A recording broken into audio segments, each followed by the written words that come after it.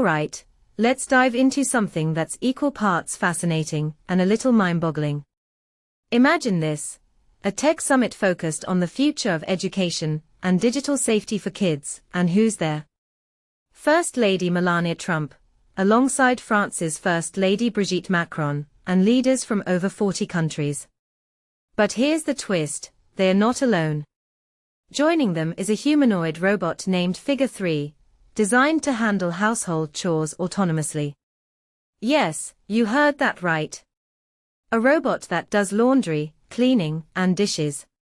Personally, I think this is where the line between sci-fi and reality starts to blur, and it's both exciting and a little unsettling. What makes this really interesting is the context. This isn't just a random tech showcase. It's part of a summit aimed at expanding access to educational tools and protecting kids in the digital age. So, why bring a household robot into this conversation? In my opinion, it's a symbolic move. It's like saying, hey, the future is here, and it's not just about gadgets, it's about how we integrate these advancements into our lives, especially for the next generation. But here's where it gets deeper. What does it mean when a robot designed for domestic tasks is part of a discussion about education and digital safety? One thing that immediately stands out is the implication that technology isn't just a tool, it's becoming a partner, or even a caregiver. And that raises a deeper question. Are we preparing kids for a world where robots handle the mundane, freeing them up for more creative or intellectual pursuits? Or are we inadvertently setting them up for a future where certain skills become obsolete?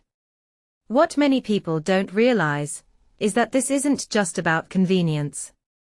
It's about a fundamental shift in how we live and work. If you take a step back and think about it, the presence of Figure 3 at this summit is a statement about the kind of world we're building. Are we fostering innovation, or are we outsourcing humanity? A detail I find fascinating is the robot's name, Figure 3. It's so clinical, so devoid of personality, which kind of sums up the tension here. On one hand, it's a marvel of engineering, on the other, it's a reminder that we're still figuring out how to humanize technology. From my perspective, this summit is more than just a meeting of minds. It's a reflection of our collective anxiety and excitement about the future. We want kids to thrive in a digital world, but we're also grappling with what it means to be human in an increasingly automated society. What this really suggests is that the future isn't just about what technology can do, it's about how we choose to use it. And that, my friends, is the million-dollar question. So, as we wrap this up, I'll leave you with this. If robots like Figure 3 become commonplace, what skills will we value most in the next generation? Creativity. Emotional intelligence. The ability to code.